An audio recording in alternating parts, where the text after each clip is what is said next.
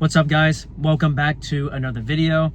I am 5'10". I love to jump and dunk basketballs. If any carnivores are watching, that's a little something about me. I love to be an athlete. I love to be the best I can be. I lift weights. I love to power clean and try to get as strong as I can. And I just did something crazy today. I easily tied my PR outdoors on the vert trainer, and I'll show you guys that in a second. And if any of you dunkers don't know, I am transitioning into a carnivore diet. And it might sound crazy to some of you guys, but I think it's going to give me benefits, and we'll see how it goes. I previously was on animal-based. That is when you have like red meat or like animal protein with carbohydrates. Fruit and honey are the most common carbohydrates people consume on an animal-based diet. And you can have some like other stuff like sweet potatoes, baked potatoes, white rice. People choose whatever carbohydrates works for them on an animal-based diet.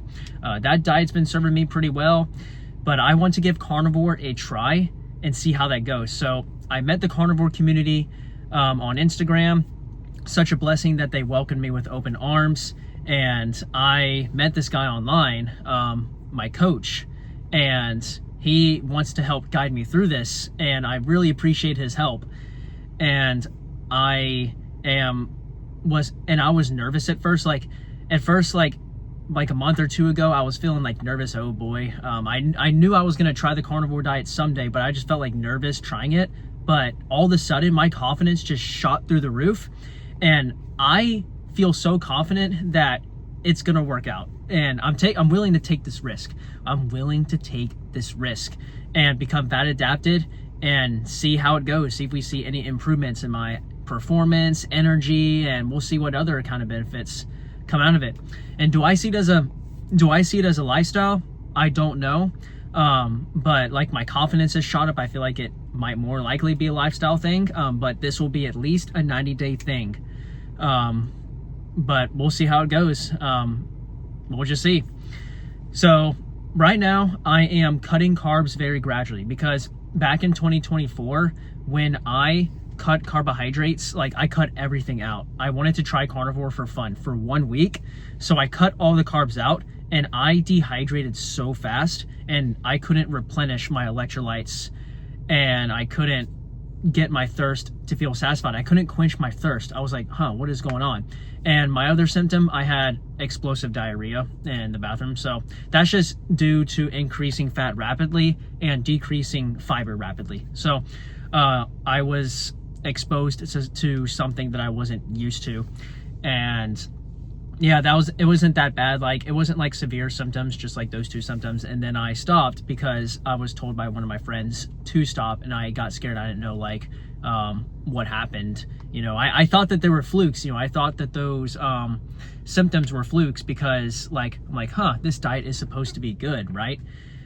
Here I am 2 years later. I learned a ton since that day. Learned a lot more about my body and about myself and nutrition. And I understand that like a lot of people, when they look at nutrition, they look at a balanced diet. And I am all for people doing a balanced diet. A balanced diet is better than a processed food diet.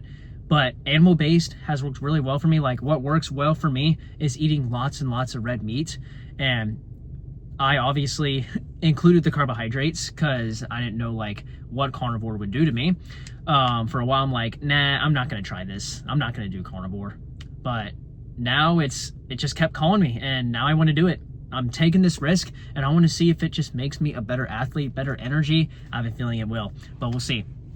All right, so week 1, I'm not full carnivore yet because I decreased my carbohydrates from 200 grams per day to 100 grams per day, and I increased the fat and bumped up the salt intake, because when you cut carbs, you're depleting your sodium, your electrolytes, and water.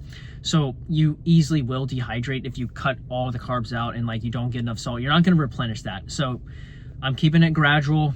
So 100 grams right now. And snacks, I'm not having carbohydrates for snacks. I am having pure fat for snacks. So I'm literally just eating butter. Yeah, I'm gonna be honest. Like, I'm taking bites of butter, and yeah, it's not too bad. So hopefully there's some other like fat snacks I can find. But yeah, I've been using mostly butter. and I increased my salt. I'm feeling pretty hydrated, feeling pretty good. I think the carbs are also helping, you know, kind of replenish some of the sodium, some of the water, so that helps. And then plus the salt intake, that's really helping, and drinking water. Not too much water, just a regular amount of water. So, yeah, that's week 1 so far. And like my carbohydrates I would have would be like, breakfast would be a banana, a couple dates, and I think that's around 50 grams. And then for lunch or like after training, so I'm having carbs surrounding training, it would be like lunch with maybe 2 or 3 more dates and an orange, and I think that's around 100 grams of carbs. And then dinner, I would have no carbohydrates and make sure that I still have salt so I can replenish the electrolytes that I lost. And then another day, it would be like, I'm eating bananas mostly, maybe like 1 or 2 bananas a day. And if I'm having dates, I would have 1 banana per day with the dates. Dates are very sugar dense. And I think one day I had like unpasteurized orange juice, I think like 8 ounces of that. So that's like 25 grams of carbs, and then a banana, and then maybe like a date or like an orange. Yeah, just estimating as close as possible to with 100 grams of carbs. And next week I might lower to, yeah, we're going to lower to 50 grams. I kind of want to cut, I kind of want to cut everything out right now. Like this transition has been super smooth.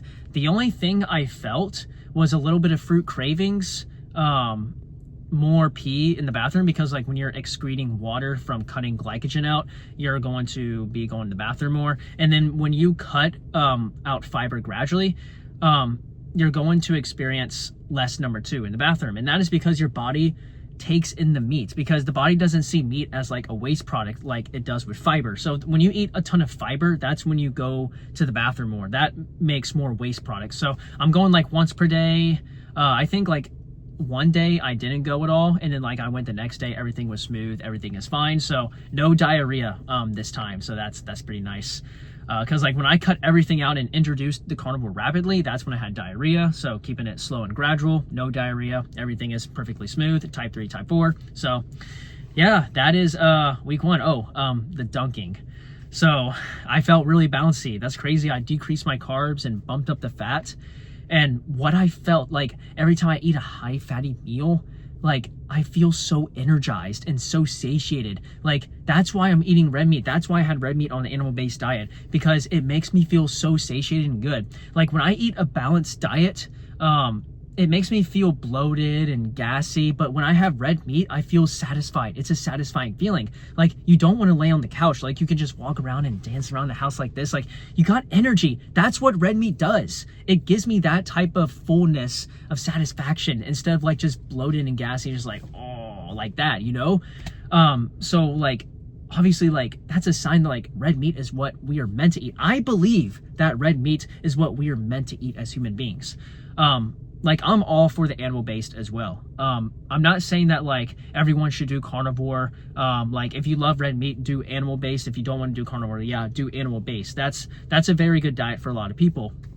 But I just feel carnivore is going to work out, and we'll see how that goes. So yeah, for the dunking, I will show you guys that right now.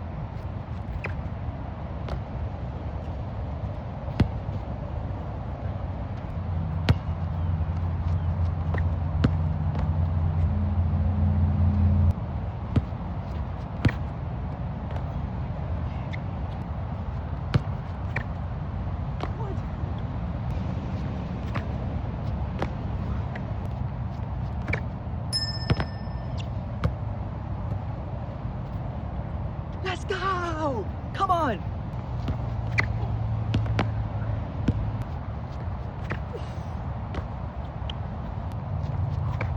Oh!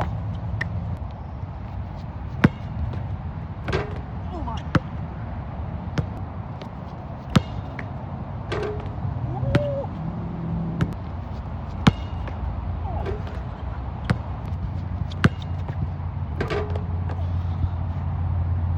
So yeah, a really good jump session. I shocked myself. I shocked myself because I literally had to run up full speed to get 10.8 and 10.9 outdoors before this.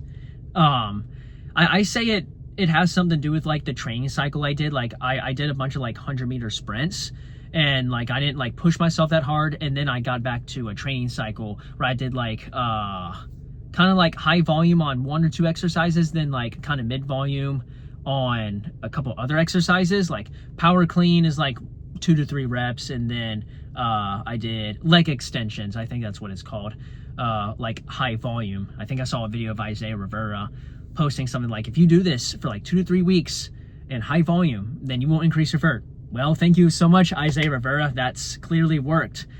Like I can't believe it. Like I should have had 10.11. I should have had 10.11, but this was after work, so I wasn't like really feeling my best. Like work fatigue when you're staying up all day, just like stocking shelves in a grocery store. So yeah, oh yeah, I got out of that job, by the way. So I'm looking for a new one, and I'm gonna be cooking steaks at a restaurant. So I applied for a couple of those restaurants already, so hopefully I can get that job. So yeah, guys, that is week 1 so far, transitioning into a carnivore diet as a 5'10" dunker in the dunk community. So yeah, it sounds extra crazy because everyone in the dunk community is on carbs, and I'm all for that. I'm not hating on carbohydrates. Carbohydrates are a really good tool. People do function on carbs. Like if your energy source is carbs, then your body functions well on carbohydrates. Like obviously without carbs and fats, like you would be struggling really bad. You know, you have to pick one or the other and you will thrive. So yeah, guys, thank you guys for watching, and I'll see y'all in the next video.